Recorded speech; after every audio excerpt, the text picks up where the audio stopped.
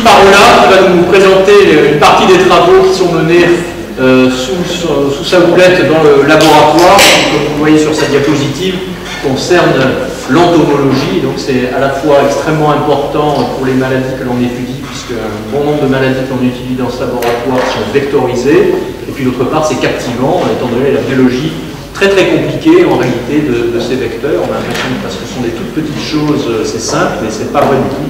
Donc évidemment ces vecteurs ont une biologie qui est elle-même très compliquée, donc Yves va nous présenter tout ça. Je le remercie d'avoir accepté de donner cette présentation au début d'année. Allez, bonjour à tous. Comme vous savez que l'entomologie médicale, vous avez vu présenter certains de mes étudiants au Work in Progress, c'est la thématique de l'équipe numéro 5 de l'URMIC que je dirige. Alors, je ne vais pas vous abreuver de définitions, mais 3 petites définitions. L'entomologie médicale, qu'est-ce que c'est? C'est l'étude des insectes, stricto sensu, qui sont d'importance médicale et vétérinaire. En pratique, on continue à appeler entomologie médicale tout ce qui concerne les études sur les arthropodes, vecteurs de maladies aux hommes et aux animaux. Et les arthropodes, c'est le corps du monde vivant. En gros, il faut avoir des pattes articulées et un squelette externe. Vous connaissez les araignées, les tiques, les moustiques, les puces, tout ça, ce sont des arthropodes. Alors, il y a une revue récente, pour ceux que ça intéresse, qui est sortie, je vais vous la présenter après, mais pour vous présenter le plateau technique que certains d'entre vous connaissent, mais ceux qui ne travaillent pas avec les bébêtes sont bienvenus pour aller le visiter, avec Jean-Michel Béranger, que vous connaissez, qui est notre entomologiste. On a monté et restructuré le laboratoire d'entomologie au sein de l'URMIC avec différents élevages, notamment les tiques, des puces, des punaises, des moustiques. Tout ça, ça fonctionne avec des arthropodes qui ne sont pas infectés. Je vais vous présenter le travaux, notamment de certains étudiants et collaborateurs qui utilisent ces arthropodes pour faire des modèles expérimentaux. Alors pourquoi on s'intéresse aux arthropodes? Ceux qui ne le savent pas, je vous ai mis comme référence une revue de la littérature qui vient d'être publiée dans Clinical Microbiology Review en janvier. Alors c'est un peu dommage pour Amina parce que elle était partie sur faire une revue sur l'identification des arthropodes, mais on a été un peu scoopé sur une partie de la revue, mais c'est pas grave, t'inquiète pas Amina, on va réussir à te faire travailler sur autre chose. Ça, c'est pas trop un souci. Enfin, notamment, il y a un tableau qui est intéressant dans cette revue, c'est le listing de toutes les maladies infectieuses qui sont transmises par les arthropodes. Et vous voyez qu'il y a un grand groupe de virus transmis par les moustiques, transmis par les tiques. Vous avez ce qu'on aime bien ici, les rickettsia. Vous connaissez tous les rickettsia maintenant. Et donc on a d'ailleurs récemment publié une grosse revue sur les rickettsioses transmises par les tiques dans Clinical Microbiology Review. Et enfin, les parasites, bien sûr le paludisme, mais la leishmaniose et d'autres maladies que vous connaissez moins et qui concernent plus la zone tropicale, qui sont transmises par les vecteurs. Toutes ces maladies ont une importance énorme sur le plan médical, mais également sur le plan vétérinaire, avec des conséquences économiques importantes dans certains pays tropicaux. Alors comment aborder la recherche en entomologie médicale? Je vais vous présenter surtout les grands axes de ce qu'on fait, de ce qu'on a fait, de ce qu'on continue à faire dans le labo. Et le premier élément, c'est l'utilisation des arthropodes, des tiques, des poux, des puces, comme outil de surveillance des maladies infectieuses. Alors, comment on les utilise? Comment on utilise ces tiques? J'ai pris l'exemple des tiques. Vous vous posez une question et vous voulez savoir si une maladie existe à tel ou tel endroit du monde. Une des façons, c'est d'aller chercher les tiques et de regarder si elles contiennent la bactérie que vous recherchez, le virus que vous recherchez ou d'autres. Alors, la première des choses qu'il faut faire, c'est collecter les tiques. Comment on collecte les tiques dans la nature? Ça fait partie de la recherche, il faut d'abord avoir le matériel. Et donc, une des façons, c'est la technique du drapeau. C'est-à-dire, vous prenez un drap, vous le traînez sur la végétation, et les tiques, vous voyez, qui sont sur la végétation avec les pattes en l'air, et avec au bout de leurs pattes des petits crochets, vont monter dessus. Vous n'avez après plus qu'à les enlever. L'autre solution, c'est d'aller chercher les tiques sur les autres animaux. Vous savez que les tiques sont des parasites d'animaux, l'homme est un accident là-dedans. Eh bien, vous allez chercher ça chez les animaux avec, en général, c'est dans des endroits assez intimes des animaux, là où la peau est la plus fine, et puis vous les enlevez une par une. Pardon, ça me fait ce truc-là. Alors, une fois que vous les avez collectés, il faut identifier la tique. Et ça, j'y reviendrai après. Ensuite, vous voulez savoir si la tique est infectée. Décidément, vous voulez savoir si la tique est infectée, il y a plusieurs façons de faire. On peut faire ce qu'on appelle le test de l'hémolymphe. Pour ceux qui font de la culture cellulaire ici, vous verrez que parfois il nous arrive d'inoculer des milieux de culture avec l'hémolymphe. Pour employer un mot que vous allez comprendre, c'est le sang, hein, le sang des tiques. Donc vous voyez ici, on a coupé la pâte, vous voyez la petite goutte qui dépasse, mais ça on va l'inoculer, on peut même faire de la PCR ou la colorer. Ensuite, ce qu'on fait, ça c'était un peu de la mise au point il y a 15 ans, maintenant c'est devenu de la routine, mais on continue à le faire. On va faire de la PCR, c'est-à-dire vous avez la tique, vous la coupez en deux, et puis vous allez faire de la PCR en essayant d'amplifier des gènes spécifiques, des bactéries ou des virus que vous recherchez avec des amorces spécifiques. Vous pouvez garder les tiques à moins 80, si vous voulez faire de la culture, notamment la culture en tube bijou. Alors, il faut bien sûr faire attention, toutes les précautions de la biologie moléculaire que vous connaissez, selon ce sur quoi vous travaillez. Alors un exemple concret, c'était l'exemple de l'agent de la fièvre attique africaine dans les Antilles. Comment a commencé cette histoire? Eh bien un jour au laboratoire, on reçoit le prélèvement d'une patiente qui présente des signes cliniques de rickettsiose, on va dire elle est en Guadeloupe, et elle a une tache noire, elle a des boutons. On vous a souvent présenté les rickettsioses dans cet amphi, et on lui fait une sérologie pour la rickettsie qui nous dit voilà, c'est une rickettsiose, oui, et on nous répond Rickettsia slovaca. Rickettsia slovaca, c'est une rickettsie qui existe qu'en Europe. Aucune raison qu'elle ait attrapé ça dans les Antilles. Et donc quand vous avez, souvent, comme moi qui suis clinicien, parfois on a des questions cliniques pour lesquelles ensuite on a besoin d'outils diagnostiques, mais aussi d'outils de recherche pour comprendre. Mais la première étape, c'est la littérature. C'est-à-dire, tiens, j'ai une patiente qui a attrapé une rickettsiose en Guadeloupe, on me répond Rickettsia slovaca, ça ne peut pas être ça n'existe pas là-bas, la tique n'existe pas là-bas. Et donc on fait la littérature et on regarde qu'est-ce qu'il y a comme tique dans les Antilles. Et l'histoire des Antilles est assez intéressante, c'est qu'au XVIIe siècle et au XVIIIe siècle, donc les Antilles ont été colonisées à partir de l'Europe, mais il y a eu, bien entendu, vous connaissez l'histoire de la traite des esclaves, mais également il y a des animaux qui ont été transportés d'Afrique vers les Antilles, et notamment les bovins, les zébus, les vaches, pour faire simple. Les vaches sont parties dans les Antilles avec leurs tiques sur le dos, notamment du Sénégal, et les tiques sénégalaises, quand elles sont arrivées aux Antilles, eh bien, avec des conditions climatiques qui étaient identiques. Donc en fait, cette tique-là, qui est assez jolie, qui est un peu rouge, les paysans créoles des Antilles l'appellent, depuis 300 ans, la tique sénégalaise. Et donc là, on tilte un peu, on se dit, tiens, il y a une tique sénégalaise qui a colonisé les Antilles, donc en fait, notre patiente, elle a été sans doute piquée par ça, et c'est peut-être un agent africain, une rickettsiose africaine qui l'a infectée, donc on a suspecté ça, ça a été confirmé par sérologie, et puis là on s'est dit, tiens, ok, on n'a pas de preuve directe, donc on va essayer de découvrir de façon directe l'agent de la fièvre attique africaine dans les Antilles. C'est la méthodologie que je vous ai montrée tout à l'heure, donc il n'y a plus désagréable comme endroit pour aller travailler. On est allé dans les Antilles, on a collecté les tiques sur les bovins, et puis on a fait avec un de mes amis, Bernard Rocher, qui est un laboratoire d'analyse en Guadeloupe, et puis on a détecté les rickettsie à l'intérieur de ces tiques, et l'hypothèse qu'on avait, bon, on n'aime pas trop l'hypothèse Dreiben, vous le savez, mais là pour le coup on avait quand même une hypothèse basée sur la littérature. Eh bien, grâce à l'étude de la littérature et des outils simples de la biologie moléculaire sur les tiques, on a pu détecter et identifier pour la première fois Rickettsia africae, l'agent de la fièvre attique africaine, dans les Antilles. On a fait de la séroprévalence et puis on s'est aperçu que la plupart des gens avaient eu des contacts avec Rickettsia africaine là-bas. On s'est dit, tiens, il y en a en Guadeloupe, pourquoi pas en Martinique, parce que c'était sympa d'aller décliner ça. J'ai fait ça avec une de mes étudiantes en Master 1 vétérinaire. On avait également trouvé, en collectant des tiques en Martinique, on avait trouvé le vecteur, Ambioma variegatum, la tique sénégalaise, et Rickettsia africae à l'intérieur. Ça a été confirmé dans d'autres îles, notamment avec notre ami Pat Kelly, qui lui, alors pour le coup on n'est pas allé dans ces îles, Saint-Kitts et Nevis, mais c'est lui qui nous avait envoyé des tiques conservées dans du rhum. D'ailleurs ça marche très bien le rhum pour conserver les tiques, et on a fait de la PCR sur ces tiques qui avaient été collectées dans les îles des Antilles, conservées dans du rhum, de la PCR, on a trouvé Rickettsia africae. On a même pu isoler la souche. Et donc, si vous voulez, à partir de là, eh bien, il y a eu d'autres équipes qui ont fait ça dans d'autres îles.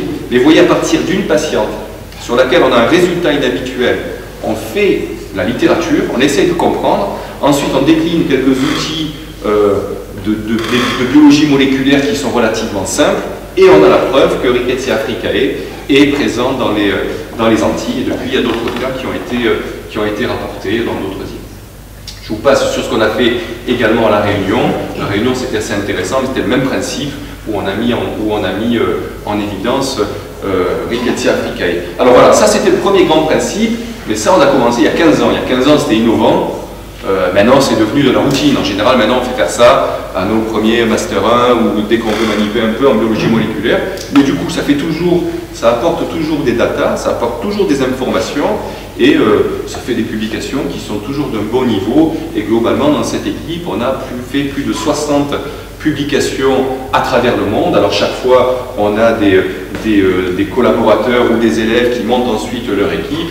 Mais on a beaucoup contribué à la connaissance avec ces outils-là des rickettsioses transmises par l'éthique en Afrique du Nord, notamment avec Idirbitam et puis Tahar Kernif, où on a complété tout le répertoire des rickettsioses transmises par l'éthique. Qu'est-ce que ça veut dire? Non seulement on a trouvé les rickettsi, mais donc du coup après on dit aux médecins, attention, vous avez telle maladie dans votre pays. On a pas mal travaillé aussi en Asie, pas mal travaillé bien sûr en Europe. Et pour vous donner une idée, l'année dernière, une des issues spéciales de Tick and Tick-Borne Disease, les 3/4 des articles de numéros d'affilée étaient issus de membres de l'équipe ou d'élèves qui sont ensuite partis faire leur vie ailleurs. Voilà. Biologie moléculaire, ça c'est facile. Deuxième élément, ce sont les modèles expérimentaux. Qu'est-ce qu'on fait avec les modèles expérimentaux? Là aussi, on a des questions. Alors, les questions, pour faire un modèle expérimental, il faut des élevages. Donc là, vous voyez, j'ai enlevé les films parce que ça aurait été trop long, mais on a au laboratoire des élevages de tiques avec le lapin. Donc en fait, les tiques mangent sur les oreilles de lapin. Alors pour les amis des animaux, et vous êtes tous des scientifiques, bien entendu, le lapin ne souffre pas, car la tique, sa piqûre, elle est indolore. Donc il ne sent rien, le lapin. Ne vous inquiétez pas pour lui, mais il est tout content. Donc ensuite, on a les différents stades de tiques, et puis ça nous permet d'entretenir ces colonies. Comme je vous l'ai dit, on a 5 ou 6 espèces de tiques qui sont actuellement maintenues au laboratoire. Alors une des questions qu'on s'est posées, on voulait travailler sur, c'était avec Takaro Matsumoto, qui était un de mes postdocs japonais il y a quelques années, sur Rickettsia conori, l'agent de la fièvre boutonneuse méditerranéenne. Vous la connaissez, on vous en a sans doute parlé. C'est une rickettsiose locale dans la zone méditerranéenne, qui est potentiellement sévère, qui tue, et qui est transmise par la tique du chien, comme vous avez tous vu, pour peu que vous ayez vu des chiens au printemps et en été dans le sud de la France. Et on avait des questions. On se disait, tiens, on ne comprend pas, dans la nature, il y a très peu de tiques infectées quand même, et on ne sait pas si ces tiques sont réservoirs. Donc une des façons de savoir si les tiques sont réservoirs de la bactérie, c'est d'infecter les tiques, d'essayer de les infecter, et ensuite de voir si les tiques sont capables de retransmettre la bactérie ou de les transmettre de génération en génération. Donc on avait fait ça avec Kotaro Matsumoto, avec un modèle expérimental. Comment on infecte des tiques? Eh bien on avait pris un lapin bactériémique, on injecte la rickettsie, on fait manger la tique. On avait essayé d'autres choses en donnant une espèce de biberon aux tiques, vous voyez, solution, ça n'a pas bien marché ça. Et par contre on a essayé ce qu'on avait appelé le tick swimming à l'époque, ça c'était assez marrant. On coupait les pattes de la tique, on la faisait nager dans une solution de bactéries. Ça avait été démontré pour les Borrelia, et ça marche. Avec ça, on arrivait à infecter les tiques. Bon, le plus simple, c'était au départ quand même ça. On l'a fait avec des infestations, et on s'est aperçu que quand on infectait les tiques, ça les tuait. Bon, on s'est dit, tiens, on a peut-être compris que c'est parce que ça les tue que dans la nature, finalement, il y a peu de tiques infectées par cette rickettsie. C'était plausible. Il faut faire attention et ne pas tirer trop de conclusions. Donc on s'est dit, tiens, on s'est peut-être trompé sur la charge, il faut se rapprocher de la nature. Donc on l'a fait, on a bien contrôlé ça avec Christina, que vous connaissez tous. Et puis, soit on n'arrivait pas à infecter les tiques, soit dès qu'on les infectait, ça tuait les tiques. Bon. Donc on s'est dit, ok, on a compris. Mais en fait, non, on n'a pas compris. Il faut toujours faire attention des modèles expérimentaux que vous faites, parce qu'après, il y a la vraie vie. Et dans la vraie vie, on s'est dit, tiens, on va collecter des tiques naturellement infectées. Donc qu'est-ce qu'on a fait pour collecter des tiques naturellement infectées? Quand je vous dis qu'il n'y en a pas beaucoup dans la nature, pour tomber sur celle qui est infectée, c'est compliqué. Donc avec Idirbitam, on a fait une enquête autour de cas de fièvre boutonneuse méditerranéenne en Algérie. Donc la probabilité de trouver des tiques infectées autour du malade est un peu plus élevée. On l'a fait. On a pris les tiques, on les a maintenues au laboratoire, et là, elles ne meurent pas. Et la bactérie se transmet de génération en génération depuis 6 ans au laboratoire. Donc ça veut dire qu'on ne comprend pas. À la fin, on n'a pas compris. C'est-à-dire quand on infecte les tiques, ça les tue, mais quand on prend des tiques naturellement infectées dans la nature, elles se le transmettent bien de génération en génération. Donc en un mot, vous voyez, 2 résultats paradoxaux, et à la fin, on n'a toujours pas l'explication. Donc il y a encore une fenêtre de tir pour ceux qui veulent travailler sur le Rickettsia conori et Rhipicephalus sanguineus. Autre exemple de modèle expérimental, Rickettsia felis. Didier Raoult vous en a parlé la semaine dernière. Pour mes mots, Rickettsia felis est une rickettsie émergente qui est transmise, au départ on pensait par les puces, c'est comme ça qu'elle a été découverte.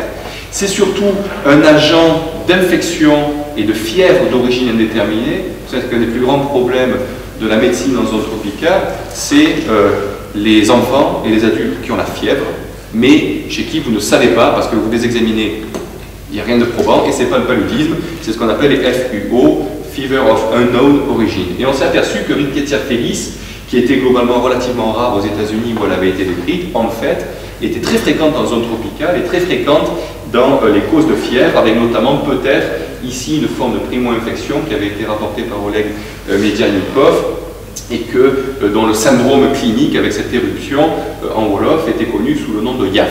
Voilà, donc ça, c'est Rickettsia felis tel que ça a été décrit. Et puis, on pensait que c'était les puces qui transmettaient, mais on ne comprenait quand même pas pourquoi il y avait autant de cas, parce que Rickettsia felis, ça va jusqu'à 10-15% des causes de fièvre indéterminées en Afrique subsaharienne. Autant on se fait piquer par les moustiques, autant on se fait quand même pas si souvent que ça piquer par les puces. Et du coup, il y a eu une idée, tiens, est-ce que les moustiques n'ont pas un rôle dans la transmission de Rickettsia felis? Et je vous rappelle que finalement, les bactéries et les rickettsies, pour l'instant, ça a été associé à des tas de vecteurs, mais pas vraiment les moustiques. Et on a commencé à regarder, donc il y a eu plusieurs travaux avec Oleg, avec Christina, où on a regardé des moustiques, notamment 2 vecteurs très connus, l'Aedes albopictus, que vous connaissez comme vecteur du chikungunya ou de la dengue, ou les anophèles, qui sont bien entendu les vecteurs du paludisme en Afrique.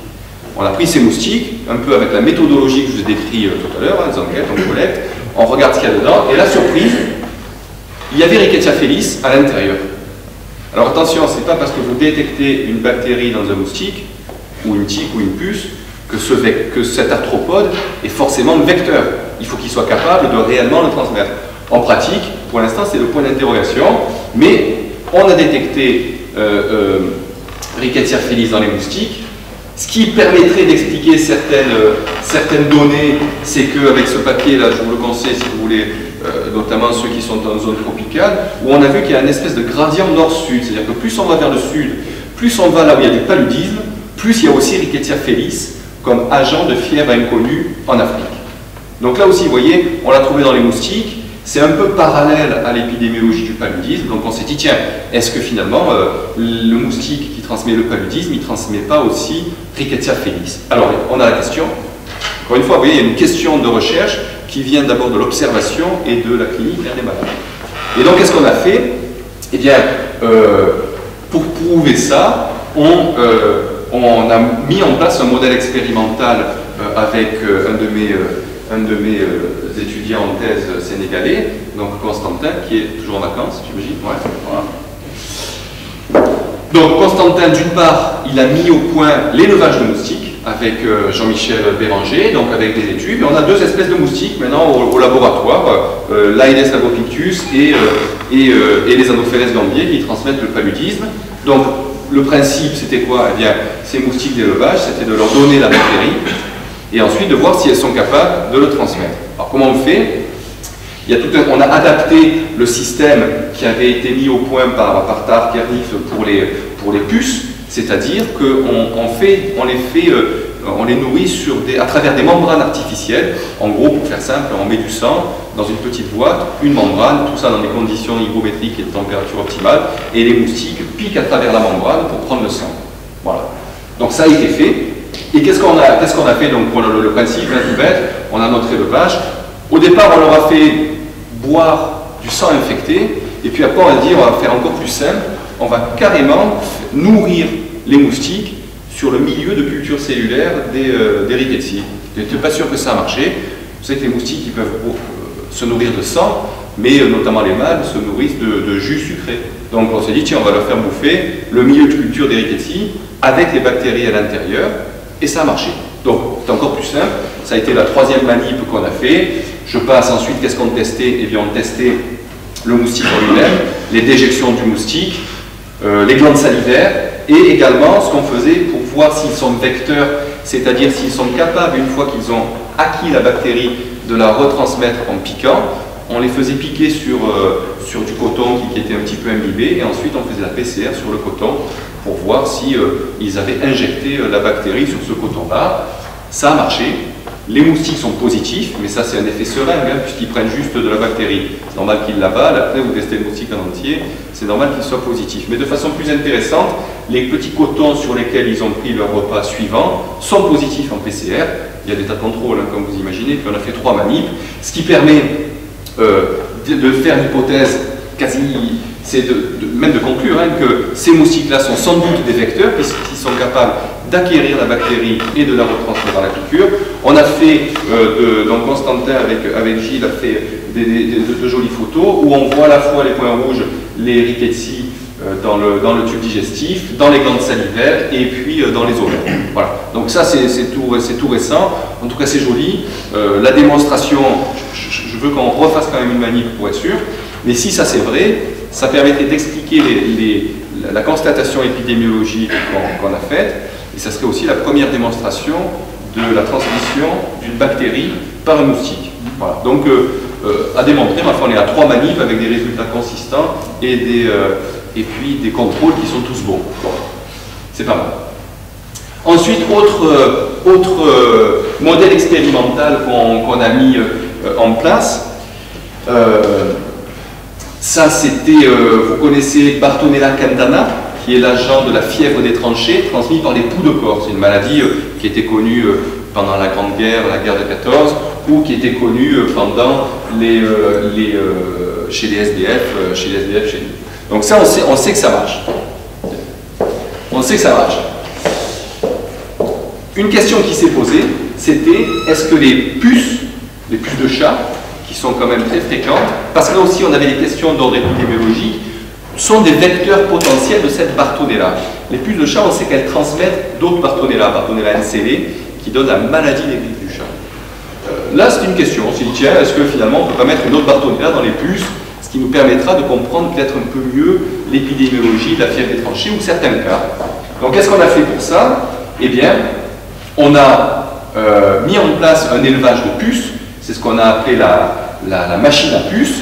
Donc ça, c'est Tahar Kernif qui avait mis ça au point il y a 2-3 ans au laboratoire. Et donc on a vous voyez, c'est ce que je vous expliquais tout à l'heure pour les moustiques, on met le sang, les puces prennent leur repas ici, ensuite il faut entretenir une petite expertise et on arrive à maintenir. Et donc qu'est-ce qu'on a fait? Eh bien, on a mis des Bartonella dans le sang pour voir si les puces arrivaient à transmettre, arrivaient à transmettre Bartonella. J'essaie je vous le fais. C'est pour moi, je ne vous donne pas la réponse. Voilà. Donc, on leur a fait manger Bartonella, et globalement, qu'est-ce qu'on a remarqué? Bien sûr, quand elles prenaient un repas de sang avec Bartonella cantana et qu'on les surveille en leur faisant manger autre chose, du sang non infecté dans les jours suivants, elles sont quand même positives. Mais ça, c'est quoi? C'est l'effet seringue, hein, c'est tout. Par contre, on a vu que leur déjection contient la bactérie, mais ça pourrait être de la bactérie morte. Mais ensuite, quand on a mis ces déjections et qu'on a essayé de voir si la bactérie était vivante, elle est vivante. Et la transmission des Bartonella par les arthropodes, c'est pas vraiment par leur piqûre, c'est souvent par leur déjection. Inhalation, inoculation de grattage, donc c'est toujours. Et donc là, bon, on a pu conclure que les puces de chat sont un vecteur potentiel de Bartonella cantana. Autre question. On reste sur Bartonella cantana, transmis par les poux, mais on va vers d'autres bestioles, les punaises, les bedbugs en anglais, les punaises de lit, qui sont en train d'exploser à travers le monde. C'est une nuisance, c'est-à-dire que ça infeste les maisons et ça pique les gens en général dans la nuit, mais jusqu'à présent, donc aussi bien en zone tropicale qu'à Marseille par exemple, on a souvent des patients qui viennent avec des boutons qui se grattent, on n'a rien trouvé, les dermatologues ne trouvent rien, nous on ne trouve rien. Souvent on conclut que les patients, malheureusement parfois, ils ont fait tout un circuit en disant que ces patients qui sont un peu Ce sont des femmes qui sont un peu folles et qui n'arrêtent pas de se gratter. Et à la fin, on découvre qu'en fait, non, malheureusement, elles sont victimes, ce sont des femmes, de ces punaises de lit qui infestent les appartements et qui sortent et qui piquent. Mais ces punaises de lit n'ont jamais été mises en cause comme vecteurs de maladie. Jamais. Alors, pourquoi on s'est posé la question? C'est parce qu'il y a 2 ans, on a reçu des punaises de lit qui provenaient du Rwanda, non, du Burundi, pardon. Punaises de lit du Burundi, bon, on les teste, et qu'est-ce qu'on trouve à l'intérieur? Bartonella cantana. Encore une fois, on ne peut pas conclure, on a juste détecté un agent dans les punaises. Bon, en fait, ça peut permettre de se poser la question. Et donc, qu'est-ce qu'on a fait? Eh bien, on a fait le modèle, comme je vous ai décrit pour les puces. On a pris les bedbugs, on leur a fait manger du sang infecté par Bartonella cantana. On a calculé un inoculum pour qu'on soit dans des conditions qui se rapprochent. Alors, on a mis au même niveau que les endocardites à Bartonella cantana pour avoir quelque chose qui soit un peu proche de la réalité. Et finalement, on a fait 2 manips. Et donc ça, c'est Hamza qui gère qui s'occupe de ce modèle expérimental. Et qu'est-ce qu'il a montré? Eh bien, que les punaises sont infectées, bien sûr, c'est la seringue, mais qu'on retrouve Bartonella cantana dans les déjections, et en plus, de façon intéressante, dans les générations suivantes de punaises. Donc on se demande même si ces punaises, une fois qu'elles sont infectées, ne peuvent pas être réservoirs. Donc ce qui veut dire que le vecteur de la Bartonella cantana ne serait pas forcément que les poux, mais pourrait être les punaises. Et si ça c'est vrai, et qu'à un moment, étant donné que autant les poux de corps, c'est vraiment des populations défavorisées, les guerres, les camps de réfugiés, les prisons ou les SDF, autant les punaises de lit, ça peut piquer tout le monde. Donc là aussi, quelles conséquences épidémiologiques là-dessus? On verra bien. Voilà pour les modèles expérimentaux. 3e volet de ce qu'on a pu faire en entomologie médicale, les investigations. Ça c'est souvent intéressant parce que, en tout cas, quand on est comme moi clinicien, on parle toujours de malades, et après on décline sur des protocoles de recherche ou des protocoles de recherche scientifique. Donc ça, on était, pour vous raconter l'histoire brièvement, c'était en 2007, au mois d'avril, on reçoit un coup de fil, puis des échantillons au sujet de 2 patients, 2 copains, qui habitent la région de Nîmes, donc à 150 km d'ici, et qui sont hospitalisés en ophtalmologie. Pourquoi? Parce qu'ils y voient mal, et ils ont de la fièvre. Bon, les ophtalmos avaient fait tout ce qu'il fallait sur le plan ophtalmo et habituel, et puis ils demandent l'avis à l'infectiologue, qui est notre ami le professeur Albert Soto, qui va voir les patients, et qui examine les gens. Bon, les ophtalmos, en général, ils ne vous déshabillent pas, quand vous allez voir vos yeux. Du coup, nous en infectiologie, on a plutôt tendance à déshabiller, et ils déshabillent les jeunes qui finalement se retrouvent avec des boutons. Donc il y avait une éruption, et il y avait aussi des petites ulcérations, boutons plus ulcérations, même si ce n'est pas la belle tache noire comme on la connaît, tout ça c'est évocateur de rickettsiosis. Donc Soto dit, ah mais c'est peut-être des rickettsiosis, et en regardant la littérature, c'était très étonnant parce que nous à Marseille on n'a pas vraiment cette connaissance, mais les atteintes ophtalmo des rickettsiosis, c'est très connu en Afrique du Nord. Les publications qu'il y a sont des équipes algériennes, des équipes tunisiennes qui les ont faites, et c'est connu. Donc, ok, ils sont suspects de rickettsiosis, on fait les sérologies, ce sont bien des rickettsiosis, et en interrogeant les deux jeunes, on dit oui, on a l'habitude de boire l'apéro le soir parce qu'il faisait bon, il faisait très chaud cette année-là au mois d'avril, et on se fait attaquer par les tiques. Ce qui est d'ailleurs très, très étonnant. Donc, ils nous disent ça, qu'est-ce qu'on a fait? Eh bien, on est allé voir avec Christina, on est allé voir, donc ça c'est le jardin où il se faisait piquer, une jolie maison avec piscine, voilà. Vous vous souvenez de la technique du drapeau que je vous ai montré, donc on traîne le drap et ensuite, vous voyez, les tiques s'accrochent. On regarde un peu dans la maison, alors il y avait des tiques partout, c'est très étonnant. Il y avait des tiques, tous les points noirs que vous voyez ici, ce sont des tiques, hein, vous voyez ici en agrandissement. Donc Christina est en train de les collecter, il y en avait sur les couvertures une espèce de cagibi, cafouche, comme on dit à Marseille. Là. Il y avait en général le chien qui dormait, mais le chien était mort. Il était mort de sa belle mort, hein, il s'était fait écraser 2 mois auparavant. Mais le chien était mort, et là ce sont des tiques de chien. Donc on s'est retrouvé dans un jardin où il y avait beaucoup de tiques, plus de chiens. Et ces tiques de chiens qui n'aiment pas vraiment piquer l'homme, elles vont le piquer notamment quand elles n'ont rien d'autre à bouffer. Et donc les deux gars se faisaient régulièrement attaquer. Ils ont dit oui, on s'est fait piquer par des tiques. On a détecté avec la même approche que vous avez présentée tout à l'heure, les rickettsia dans les tiques, et on a trouvé, alors en plus on a eu de la chance, hein, on a eu 2 patients qui ont eu 2 rickettsioses différentes, et on a trouvé les 2 rickettsia dans la population de tiques du jardin. Donc ça c'était intéressant, ok, on a fait la coordination, et puis la concordance. Mais ça, à la limite, bon, ok, on a fait une enquête épidémiologique de la PCR dans les tiques, c'était original il y a 15 ans, là ça n'allait plus trop. Mais il y avait une autre question qui était étonnante, on est au mois d'avril. Et au mois d'avril, en général, on ne voit pas de rickettsiosis. Pourquoi? Parce que soit les tiques ne sont pas très actives, on n'en voit pas, les tiques du chien commencent en avril-mai. Puis quand on regarde nous les pics de fièvre boutonneuse méditerranéenne, c'est juillet-août. Et on regarde, tiens, juillet-août, et puis il y avait quelques datas, notamment d'Afrique du Nord, sur lesquelles on avait réfléchi avec Idir ou avec Najat Mifok, c'était, tiens, finalement, pourquoi toutes les fièvres boutoneuses méditerranéennes, on les a au mois d'août ou au mois de juillet. Au début, on avait repris des choses qui avaient été écrites et qui étaient fausses. C'était de dire, bah, tiens, parce que peut-être en juillet-août, c'est là qu'on a les larves les plus petites et qu'on les voit moins. En fait, ça c'est faux. Les 3 stades de tiques, vous les avez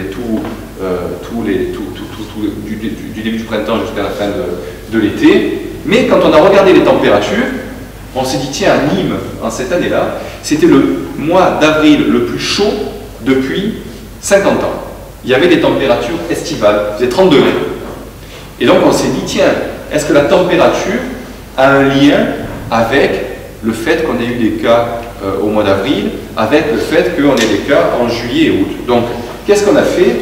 On a fait un petit modèle expérimental avec Idir Bitam et Christina. C'est qu'on a pris un lapin et on a pris les tiques au laboratoire qu'on a mis soit à 25 degrés, soit à 40 degrés. Et puis, on les a posés sur le lapin. On a posé chaque groupe sur le lapin et on s'est aperçu que les tiques qui étaient à 25 degrés, au bout d'une heure, il n'y en avait quasiment aucune qui s'était attachée, qui avait piqué. Celles qui avaient été maintenues à 40 degrés, elles étaient quasiment toutes attachées.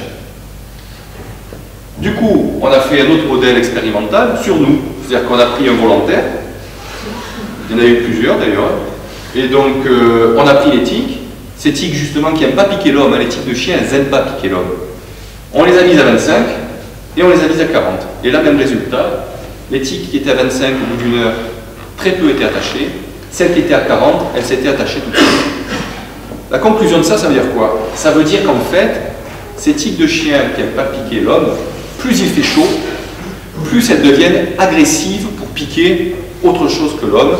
Peut-être parce que c'est un réflexe de survie, il fait chaud, il faut se rebalancer en hydratation, et après on a fait des modèles. Après ça se voit, hein, j'ai pas mis les films, mais elles sont toutes excitées et elles attaquent. Donc globalement, qu'est-ce qui s'est passé? Et on a l'explication. Vous voyez, à partir de cette question-là, on a l'explication à Nîmes, pourquoi les gamins se sont fait attaquer par des tiques au mois d'avril. Bien sûr, il y avait tous les chiens, mais surtout il faisait très chaud. Pourquoi on a des rickettsiosis du groupe boutonneux, la fièvre boutonneuse méditerranéenne en juillet-août? Eh bien c'est parce que les tiques de chiens, c'est à ce moment-là, quand il fait très chaud, qu'elles vont piquer l'homme. Sinon, elles le piquent, mais de façon beaucoup plus anecdotique et beaucoup moins volontiers.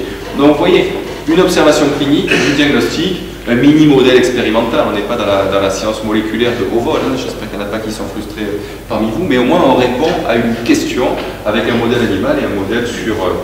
Les tiques, là, bien sûr, n'étaient pas infectés pour qu'on ait eu l'autorisation de faire ça. Autre exemple de recherche, j'en ai choisi que quelques-uns, mais c'est surtout pour vous montrer la diversité. Ça, c'est ce qu'on fait avec notre équipe IRD à Dakar. Donc, vous savez qu'on a l'URMIT un centre IRD à Dakar, avec le chef Sornak, on est le responsable, et puis plusieurs secteurs de recherche, c'est notamment là-bas et Oleg Ludianikov, et que nous, on va périodiquement. Donc, en ce qui me concerne, je travaille beaucoup avec Georges Diatta, qui est un peu l'entomologiste, zoologiste là-bas, et lui, il travaille sur la borréliose récurrente. La borréliose récurrente, qu'est-ce que c'est? Notamment la borréliose récurrente transmise par les tiques, sont des borrélias, des bactéries, des spirochètes, qui, lorsqu'elles sont transmises à l'homme, vont donner des fièvres périodiques, tous les 2-3 jours, qui peuvent donner des formes sévères, et qui peuvent surtout ressembler à autre chose, parce qu'il n'y a pas de signe spécifique, c'est juste une fièvre qui revient tous les 2 ou 3 jours. Ça peut tout à fait ressembler au palu, notamment quand vous êtes en Afrique subsaharienne, c'est pour ça qu'elle n'est pas connue. Mais pour vous donner une idée, ces borrélioses récurrentes, c'est dans le top 10 de la mortalité infantile en Tanzanie. Tout compris. Donc c'est un problème de santé publique dans certains pays africains, là où c'est connu, bien sûr. En Tanzanie, c'est un peu particulier parce qu'on a vraiment des tiques qu'on appelle les tiques molles, les tiques ornithodoros, qui sont très agressives pour les hommes parce qu'elles vivent dans les habitations. En Afrique de l'Ouest et en Afrique sahélienne et en Afrique du Nord, on a d'autres espèces de tiques, qu'on appelle également des ornithodores, d'autres espèces, un petit peu moins agressives pour l'homme, elles ne sont pas spécifiques pour l'homme, mais en général elles habitent dans les terriers qu'on trouve à l'intérieur des habitations. Hein. Les rongeurs creusent des trous et leurs terriers à l'intérieur des habitations humaines, et ces tiques sortent pour aller piquer les humains dans la nuit. Donc là, il y a une belle revue qui a été faite, si ça vous intéresse, qui est sortie récemment, sur la situation en Afrique de l'Ouest. Et donc, avec Georges Diatta, on s'est intéressé à cette maladie, notamment à partir de nos deux villages sentinelles, donc Dielmo et Ndiop. Vous savez que ces deux villages de 300 habitants à peu près ont une surveillance sanitaire particulière depuis presque 20 ans. Et là, on surveille le paludisme, on surveille les maladies émergentes. Pour vous donner une idée, c'est là qu'on a installé des POC. On fait même de la PCR dans les villages actuellement. Et donc, sur une des études qu'on avait fait dans ces villages, pour faire simple, on avait 13% des causes de fièvre inconnues qui étaient dues à ces borrélias, quand on utilisait la biologie moléculaire.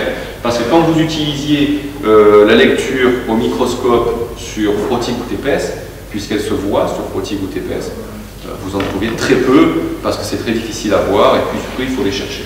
Donc, 13% des fièvres dans ces villages étaient dues à ces fièvres récurrentes. Donc, avec Georges, on a essayé de comprendre comment ça marchait dans le village, pour après apporter des solutions. Et donc là, vous voyez à l'intérieur des cases, alors ça peut être à l'intérieur des greniers, mais aussi des cases d'habitation. Quand vous soulevez les nattes, en dessous, vous avez des trous qui sont des trous de rongeurs, à l'intérieur desquels vous avez les rongeurs, mais vous avez aussi les tiques.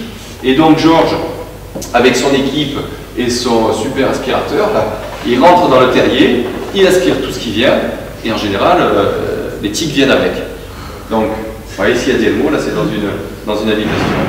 Donc qu'est-ce qu'il a fait en 2 jours? Il a collecté énormément de tiques, hein, il en a pris 200, vous voyez les tiques molles, et ensuite il les a ramenées ici. Là on ne voulait pas faire de la biologie moléculaire, parce qu'on savait qu'elles sont potentiellement infectées. On l'a fait bien sûr, hein, pour avoir une idée de combien de tiques, quel est le pourcentage de tiques infectées dans ces terriers, mais on voulait isoler la bactérie. Et donc pour isoler la bactérie, pour isoler les borrélias, il y a les borrélias se cultivent dans des milieux spéciaux, hein, BSK, BSK2, mais là ce qu'on voulait c'était les isoler, et pour les isoler à partir des tiques, eh bien, une des façons c'est de les nourrir sur des souris. Donc on a pris les tiques, on les a posées sur les souris, et puis on a fait ça avec Claude Lapez, et puis ensuite eh bien, vous pouvez faire une hémoculture ou utiliser le sang de la souris pour caractériser votre bactérie. C'est ce qui a été fait, et donc là vous voyez quelques jolies images avec ici les borrélias qu'on voit sur les spirocades. Vous voyez, donc si vous les cherchez, vous savez ce que c'est, vous les voyez facilement. Si vous ne savez pas ce que c'est, vous ne les cherchez pas, vous ne les verrez jamais, et vous penserez que ça sur un frottis-gouttes épaisse, c'est un poil ou un artifice ou quelque chose qui n'a rien à voir.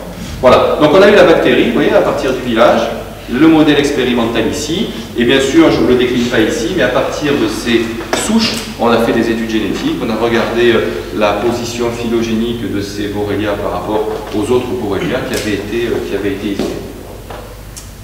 Voilà.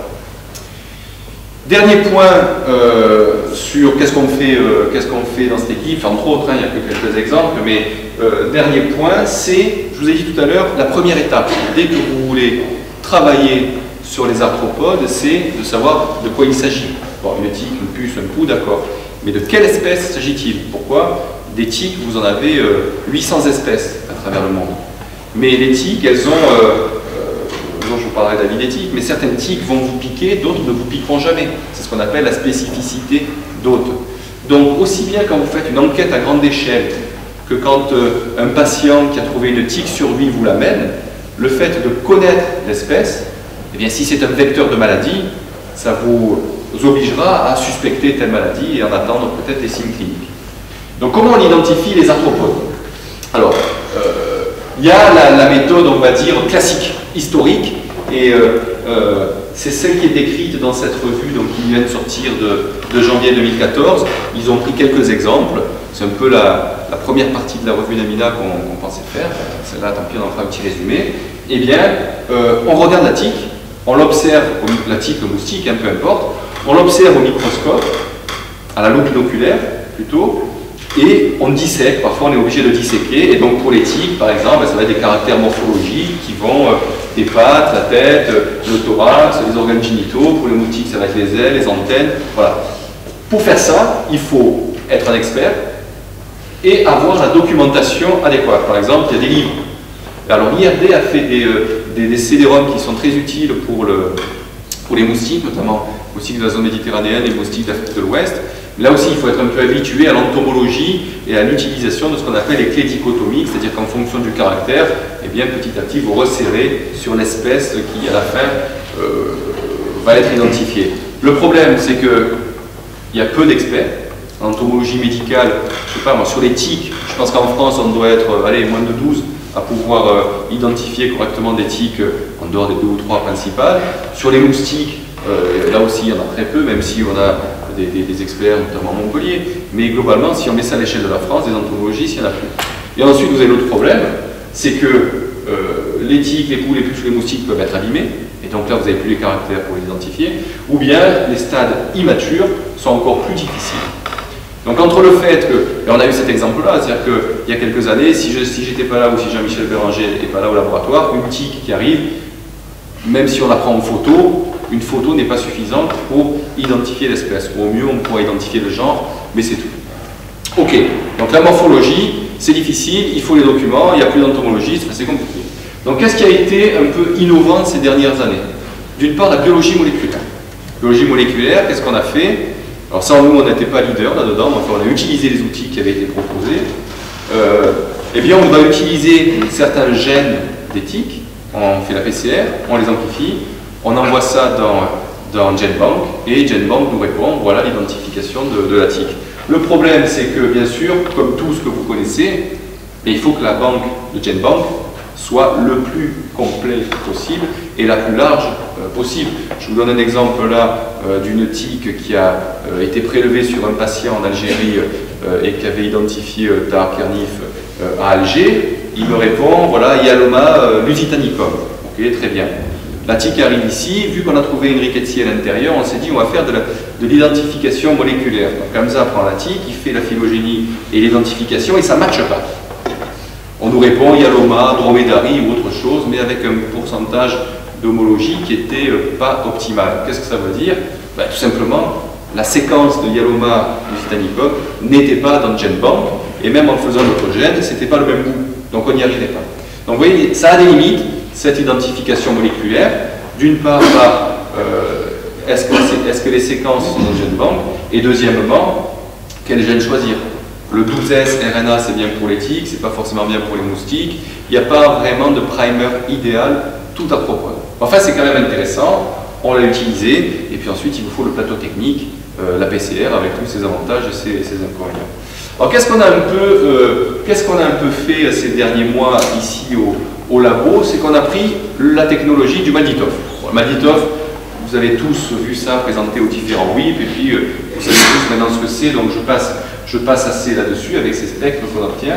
Mais globalement, à l'URMIC, on a été un peu pionnier, comme on avait été il y a 15 ou 20 ans dans la biologie moléculaire en microbiologie. On a été un peu pionnier dans l'utilisation du Malditoff en microbiologie. Et nous, on s'est dit, eh bien, ok, on va appliquer ça aux arthropodes. Est-ce qu'on ne peut pas, finalement, identifier un arthropode en utilisant le Malditoff? On a fait la littérature, bien entendu, et il y en a qui avaient commencé à le faire en utilisant, avec uniquement certains groupes, la drosophile. En gros, en utilisant la drosophile, ils faisaient des spectres à partir des ailes, à partir des pattes, à partir de la tête, et il y avait des spectres qui étaient assez reproductibles. Il y avait eu quelques études sur les tiques, mais rien de très convaincant. Et donc, qu'est-ce qu'on a fait? Eh bien, ça a été le premier travail avec Amina Issouf, c'est-à-dire qu'on a dit, ok, on va essayer d'identifier les tiques à partir du Malditoff. Bon. Qu'est-ce qu'on prend? Qu'est-ce qu'on prend l'échantillon de la tique? On a regardé la littérature, c'est pas comme les bactéries, c'est gros, donc on peut quand même se servir. On n'est pas obligé de prendre toute la type, de la broyer et de la passer au Malditov. Déjà, il y aura sans doute beaucoup de signaux, et donc ça sera peut-être difficile à interpréter. Et donc on s'est dit, tiens, on va utiliser les pattes. On va prendre que les pattes et on va voir si ça marche. L'avantage, c'est que ça nous permet d'avoir le reste de la TIC pour identifier morphologiquement et pour faire de la PCR, de la culture ou tout ce qu'on veut avec. Donc on a pris les pattes et dans les premiers tests, eh bien, ça marchait pas mal parce que vous voyez, on passait donc avec la même recette de cuisine, hein, plus ou moins de Malditov, ça prend 5 minutes, vous déposez, vous lisez et on avait des spectres qui étaient assez jolis à l'œil nu. On s'est dit tiens, ça peut marcher. On l'a fait avec différentes espèces de tiques, les Ixodes ricinus, les Amblyomas. On a 4 ou 5 espèces de tiques maintenues en élevage ici, et ça marchait pas mal. Vous voyez, là, même quand on comparait les spectres, wow, à vue de nez, bien entendu, c'était assez joli. On a dit, ok, on va analyser ça. Et on s'est aperçu que les spectres étaient reproductibles, c'est-à-dire quand vous preniez 5-6 spécimens d'une tique d'une même espèce, que vous faisiez son spectre Malditov à partir de ses pattes, on avait quelque chose qui était complètement reproductible. Ok, on s'est dit, on peut créer une database des spectres obtenus en utilisant le Malditov sur les pattes. C'est ce qu'on a fait, ça a marché, et donc on a fait une première database en prenant les tiques qu'on avait au laboratoire, donc des vecteurs de différentes espèces et aussi de différents genres, puisque vous voyez, il y avait Physalis, Rhipicéphalus, Iaroma, Dermacentaure, Amblioma, des tiques qu'on avait à la fois au laboratoire, on a également ajouté des tiques qu'on avait collectées dans la nature. On a mis des outgroups, c'est-à-dire qu'à côté de ça, on a pris les pattes de moustiques, les pattes de poux, les pattes de punaises, de tout ce qu'on avait sous la main, et on a regardé. Et ce qui était intéressant, c'est que quand on crée la database, et qu'ensuite vous preniez une tique blind test, c'est-à-dire vous prenez une tique, vous prenez ses pattes, et vous la testez contre la database pour essayer d'identifier, ça marchait dans tous les cas. C'est-à-dire que chaque fois, on avait une réponse qui nous disait, bien sûr, il fallait que ce soit une tique qui était dans la database. Après, la limite de l'outil, c'était uniquement le fait d'avoir la tique dans la database. Et d'ailleurs, les quelques tiques qu'on n'avait pas réussi à identifier par le Malditov, c'est parce que, et pour lesquels on avait un score qui était trop bas, c'est parce qu'on n'avait pas le spectre de base. Donc ça marche, le blind test marche, et comme vous voyez, ça nous avait permis de non seulement identifier les tiques de notre laboratoire, de l'élevage, mais ensuite on a fait ça comme outil diagnostic. C'est-à-dire que on a pris les tiques qui avaient été prélevées chez des patients, et là du coup on a basculé ça chez les techniciens. Quand la tique arrive, elles prennent les pattes, elles le mettent dans le Malditov, et elles regardent l'identification. Et donc actuellement, au labo maintenant, quand une tique arrive, les techniciens s'en occupent, ils prennent les pattes, Malditov, ils testent sur la database, et ça nous donne l'identification.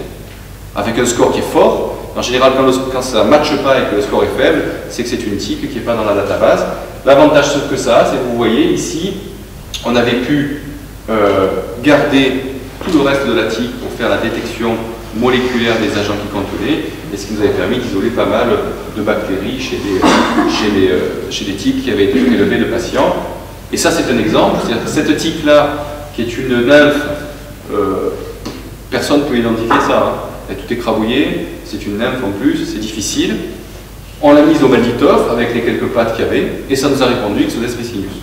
Donc, on a un vrai outil qui fonctionne. Hein. Là, maintenant, on sait que ça marche. Après, alors ça marche un peu moins bien quand on veut faire de la phylogénie. On s'est dit, tiens, parce qu'il y a un programme que je ne maîtrise pas, donc je ne vais pas en parler, mais qui essaye de faire un peu de phylogénie. Ça ne marche pas bien, mais de toute façon, ce n'est pas le but. Nous, ce qu'on voulait, c'était un outil d'identification rapide des arthropodes et de se passer, en gros, de l'expertise entomo. En pratique, on ne s'en passe pas, mais on s'en sert pour autre chose. Donc, ça marche. Ça marchait pour les tiques, et on s'est dit, on va le faire pour les moustiques. Là, le concept est un peu différent. C'est pas une tique c'est pas un moustique qui va être prélevé sur quelqu'un. En général, les moustiques, quand vous les testez, quand vous les identifiez, c'est dans des grandes enquêtes entomologiques, notamment en Afrique pour le paludisme, mais également pour la surveillance des arboviroses. Donc, on a fait la même méthodologie. On a essayé les pattes, et là aussi, c'est du bol, ça marche.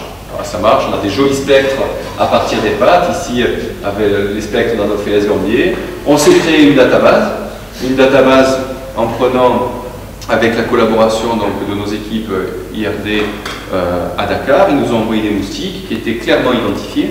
Alors, bien entendu, quand vous voulez faire une database, il faut que vous soyez sûr absolument de l'identification d'espèces de ce que vous allez mettre dans la database. Donc là, on faisait l'identification morphologique et l'identification moléculaire qui nous permettait d'avoir une database fiable. On a également reçu les moustiques de la Réunion, on a fait les spectres, on a comparé, c'était reproductible, donc on a construit la database et vous voyez qu'on a fait, ça c'est un peu le résumé de ce qu'on avait fait, on a pris les moustiques du Sénégal, on a fait la database, on fait un blind test avec les moustiques du Sénégal, ça marche bien, 100% d'identification correcte. On amène des moustiques d'ailleurs, ça marche moins bien. Pourquoi? Parce que la database ne contenait pas les espèces concernées.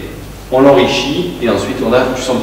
Donc là aussi, avec des scores élevés, on peut même imaginer, pour les moustiques, on avait un cut-off à 1,8 qui nous disait c'est la bonne espèce, c'est pas la bonne espèce. Et si c'est en dessous, c'est que c'est sans doute une autre espèce et qu'elle n'est pas dans la database.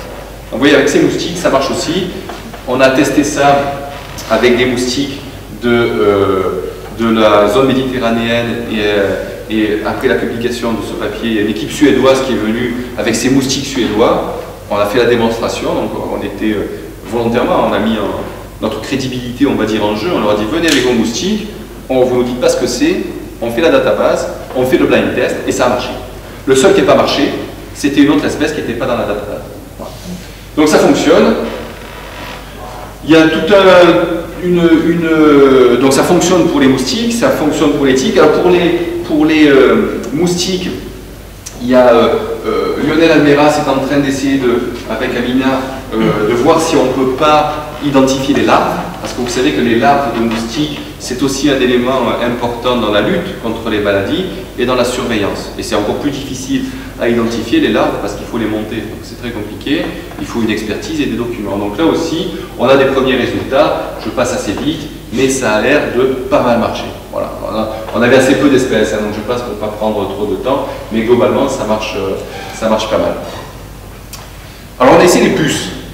On s'est dit, tiens, ok, ça va, on peut se faire toute la série, ça marche à tous les coups. Amina a commencé à se dire, c'est bon, ça marche à tous les coups, je vais engranger les papiers. Bon, ok, ça marche pas à tous les coups. Pour les puces, par exemple, on a essayé avec les pattes, ça marchait pas bien. On n'avait pas une bonne reproductibilité des spectres. Donc qu'est-ce qu'on a fait? Ben, c'est pas grave, on a essayé autre chose. On a essayé la tête, et puis à la fin, pour le faire court, ce qui marchait le mieux, c'était en gros toute la puce, sauf l'abdomen. Voilà, on a essayé ça, et en pratique, donc ça fait la tête, le thorax, et puis les pattes. On a fait des spectres, et ça fonctionne. Alors, on a une reproductibilité, quand on blind test, ça marche. C'est préliminaire parce qu'on avait que 5 espèces de tiques, donc c'est difficile après à dire, ok, un blind test sur 5 espèces, après de dire ça marchera à tous les coups, on n'en sait rien. Mais en tout cas, on a des bons résultats préliminaires pour les puces, et on verra ce que ça donne. On a également fait ça avec Ismaël, qui est un étudiant d'Ithir-Bitam, qui est venu avec ses phlébotomes d'Algérie. Les phlébotomes qui sont des insectes et qui transmettent des maladies d'importance médicale, hein, comme la leishmaniose, comme les toscanavirus. Et là aussi, ben, qu'est-ce qu'on a fait avec les phlébotomes? On a essayé les pattes, ça ne marchait pas. On a fait comme les puces, c'est-à-dire tout sauf l'abdomen, et ça a marché. Donc voilà, là aussi c'est préliminaire parce qu'on n'a que 7 ou 8 espèces, ça fonctionne. Donc l'enjeu de tout ça, qu'est-ce que c'est alors maintenant? C'est de créer une grande database d'arthropodes qui sont formellement identifiés, de savoir quoi utiliser quand on veut créer la database, avoir des spectres reproductibles, et puis après ça va fonctionner. Il n'y a pas de raison que ça ne marche pas. J'ai laissé ça, oui, à Jean-Michel Béranger, qui est un spécialiste des triatomes, donc ces grosses punaises d'Amérique du Sud et centrale qui transmettent la maladie de Chagas, une parasitose. Eh bien, il a regardé si les spectres étaient reproductibles avec les pattes des triatomes, et ça fonctionne. Voilà. Donc là aussi, c'est des bonnes perspectives. Alors là, on change, c'est des grosses bestioles, donc là on a pris les pattes et puis ça marche. Voilà. Une autre perspective dans cette technologie, donc là aussi c'est Lionel Almeras qui est en train d'approfondir ça, c'est ok, avec la patte, je suis capable de dire quelle espèce cet arthropode. Ce qu'on aimerait dans l'idéal, c'est ok, est-ce qu'on peut identifier l'espèce, mais aussi est-ce qu'il contient une bactérie, est-ce qu'il contient un parasite, ou est-ce qu'il contient un virus? Donc ça c'est la question, c'est-à-dire qu'en gros, est-ce qu'on va être capable, quand je vais mettre ma patte dans le Malditov, d'avoir une réponse, voilà l'espèce, et est-ce que c'est infecté? Donc là, il y a des travaux un peu préliminaires qui ont été faits. Donc Lionel est en train de voir ça avec Amina pour les tiques et les rickettsi. Aurélien, l'étudiant de Michel dans le cours, a des résultats qui sont encourageants sur les borrélias. Je vous ai montré tout à l'heure les borrélias de la fièvre récurrente. Donc là, on a regardé, on a fait quelques blind tests.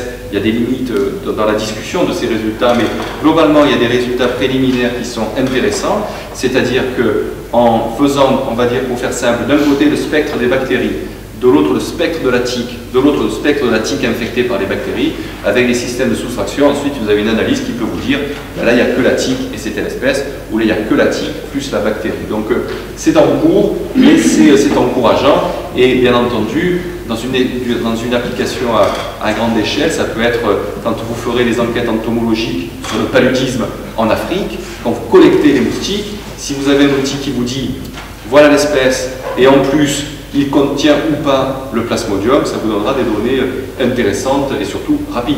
C'est-à-dire que le Malditov, vous le savez, c'est une machine qui coûte cher pour l'instant, qui est un peu grande pour l'instant, mais on peut imaginer, j'en sais rien, en 10 ans, un Malditov comme ça, portable, sur des enquêtes entomologiques, où vous allez identifier au fur et à mesure et à la chaîne vos vecteurs sans avoir aucune expertise, entomologique. Voilà les pistes, et donc une autre piste, là aussi, avec Lionel, c'est ça. Sur quoi ils ont mangé? On peut se dire, voilà, je suis capable avec le Malditov d'identifier les arthropodes. Est-ce qu'ils sont infectés? Mais ce qui peut m'intéresser aussi, c'est sur quel animal ils ont pris leur repas sanguin. Là aussi, on peut imaginer d'avoir des spectres et un système de soustraction qui nous permet de le faire. C'est très préliminaire, mais en tout cas, c'est là, c'est là-dessus qu'on va.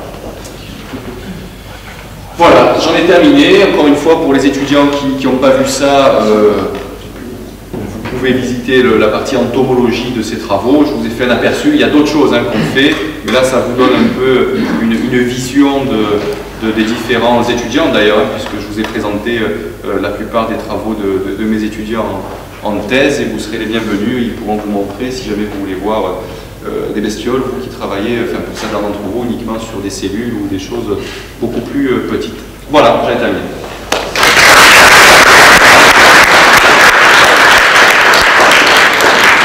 Philippe, est-ce qu'il y a des questions? On est sur des tiques qui, quand elles s'alimentaient, surtout dans les mourets et celles qui étaient naturelles survivaient. Vous pouvez regarder la distribution de la bactérie à l'intérieur de la bestiole? Ouais, on l'avait pas fait à l'époque. Après, on s'était dit, alors pour une des explications, j'ai dit qu'on n'avait pas compris, on a des hypothèses, c'est-à-dire peut-être que tout simplement, ce que nous on considère la même espèce de tique, il y a peut-être à l'intérieur des sous-populations, comme c'est le cas pour les moustiques, voire même à l'intérieur d'une sous-espèce, des sous-populations tout simplement, qui se sont adaptées à la bactérie, avec justement la possibilité de la tolérer dans les ovaires pour la transmettre de génération en génération, alors que d'autres ne la tolèrent pas et que ça la tue. Voilà, c'est une des hypothèses. Sur Félix, là, vous avez regardé, est-ce que les moustiques peuvent co-infecter le plasmodium? Non, pas encore. Non. Non, non. Mais à mon avis, c'est next. Sur les punaises de Vitry, pour l'instant, il n'y a aucun micro-organisme, c'est ça, qui est connu pour être vectorisé par... Non, il y a eu des hypothèses. Donc Pascal Delaunay, notre ami entomologiste à Nice, avait fait avec Philippe Broucky une revue il y a 2 ans dans la CID sur les punaises de lit et leur rôle comme vecteur. Il y avait des suspicions, il y avait des modèles expérimentaux, mais rien de concluant. Donc pour l'instant, elles ne sont pas connues comme vectrices. C'est une nuisance. Mais là, d'après les travaux de les générations N plus quelque chose sont infectées, ouais. C'est-à-dire c'est une transmission transovarienne. Alors voilà. Ou est-ce que c'est, j'ai pas bien compris, ou est-ce que c'est une transmission mère-fille entre guillemets parce qu'elles sont toutes ensemble? Alors là, encore, ça demande à être démontré, mais ce qu'a fait Hamza, c'est qu'une fois qu'il avait sa population de punaises infectées, il a pris les générations successives. Donc il y a différents stades Donc il y a non seulement, il y a plusieurs étapes, il y a la transmission transovarienne de la mère à la fille ou aux enfants, on va dire. Et puis ensuite, il y a la nécessité pour la bactérie de persister quand il y a la mue, on va dire, ou la métamorphose dans les différents stades. Pour l'instant, c'est préliminaire, on a sur deux générations, sur 2 stades après l'œuf, la bactérie est toujours présente. Après, il y a d'autres modèles expérimentaux en entomologie où on voit que ça s'arrête. C'est-à-dire qu'on ne peut pas conclure là qu'elles sont réservoirs. Il faudrait maintenir ces punaises infectées sur plusieurs générations, avec plusieurs stades, pour dire à la fin, oui, comme on a fait pour les tiques avec Rickettsia cholori, puisque là, ça fait 6 ans qu'on a les tiques infectées, c'est bon. Mais là, en tout cas, on ne peut pas dire non. Pour les puces, on n'avait pas montré. Là, c'est à suivre. Moi, j'ai une question sur la présence des pathogènes dans certains arthropodes qui n'étaient pas à l'origine prédestinés à être leur arthropode. Donc, première question, est-ce qu'il y a cohabitation de plusieurs pathogènes au sein d'un arthropode? Et est-ce que la transmission se fait de manière équivalente des 2 pathogènes? Comment se fait la maladie à ce moment-là, quand on est piqué par un... Alors, il y a on va dire pour le modèle tique et Rickettsia, il y avait eu un article avec une Rickettsia dite pathogène pour l'homme. On sait qu'elle est pathogène et une de pathogénicité déterminée. Et c'était aux États-Unis, c'était Rickettsia et puis une autre. Ils avaient montré que on ne pouvait pas, enfin une Rickettsia ne remplaçait pas l'autre. Ça ne marchait pas. En gros, qu'il y avait une qui avait son territoire.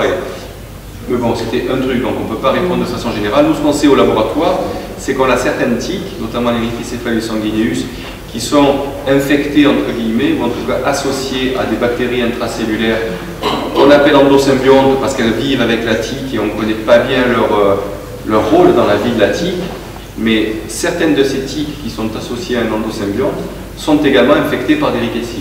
Donc à l'intérieur du même arthropode, oui, on sait qu'il peut y avoir coexistence, y compris de plusieurs bactéries intracellulaires. Qu'est-ce que ça fait?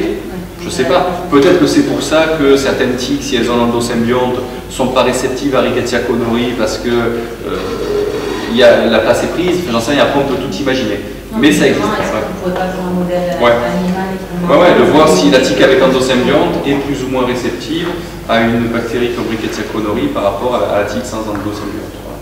Parce que pour le vecteur comme le moustique qui maintenant peut transmettre plein de choses, apparemment, le prix des dernières étapes, ça serait intéressant de savoir si c'est malade on les 2. De toute façon, c'est ce qu'on disait sur les co-infections. Après, dès qu'on verrouille ça et qu'on sait, voilà, on va faire tous les contrôles quand c'est que ça marche, après on s'amusera. Non, mais je me demandais si c'était connu ou si c'était non, absolument à ce niveau.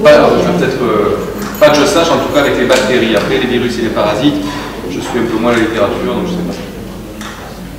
Allez, une dernière question. Moi, je voulais savoir, vous êtes basé sur quels critères pour les choix des organes, pour les identifications par maladie?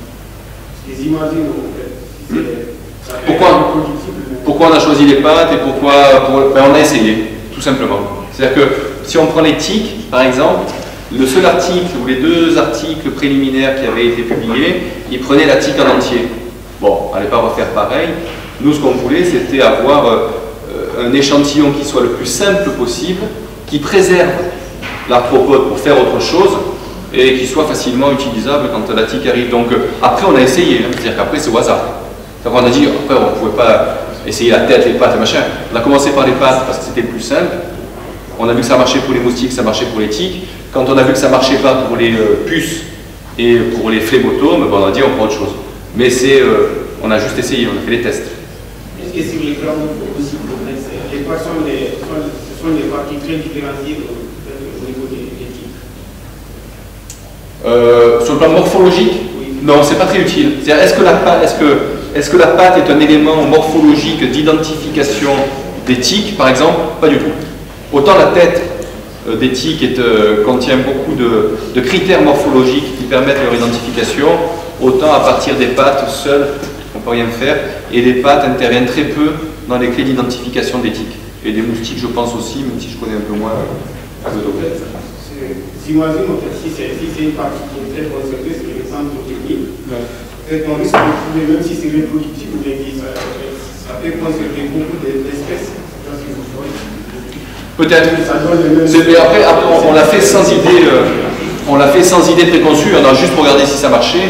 Là, chaque fois qu'on enrichit la database, ça continue à marcher avec un panel. Alors après, ce que je ne l'ai pas dit, il y a un inconvénient. Moi, j'étais content quand j'ai vu que ça marchait parce que j'ai une collection de tiques, des héritages divers et variés qui sont, depuis 30 ans, donc je parle, peut-être 150 espèces. Le problème, c'est qu'elles sont conservées en alcool. Et pour l'instant, on n'a pas bien résolu le problème. Quand les arthropodes sont conservés en alcool depuis plus de 2 ans, ça marche moins bien. Voilà. Mais pour répondre définitivement à est-ce que c'est le super outil, ben, l'idéal, ça serait d'avoir des centaines de tiques pour créer une database de centaines d'espèces et voir si on est aussi bon pour discriminer. Et pour l'instant, ça marche. Donc, quand tu dis que ça marche, ça veut dire que tu n'as jamais eu jusqu'à présent Un échec. Non, oui, ça d'accord. Mais jusqu'à présent, tu as jamais eu 2 espèces qui auraient un profil de maladie pour les pattes identique. Non. Et quand ça ne marche pas, ça veut dire quoi? C'est que l'espèce n'est pas dans la database. D'accord, mais je veux dire, tu n'as jamais eu jusqu'à... Donc les pattes sont spécifiques. En tout cas, pour les tiques et les moustiques, avec la limite du nombre qu'on a testé et des régions qu'on a testées, ça marche. Et on s'est mis au défi, et c'est pour ça qu'on s'est mis la pression.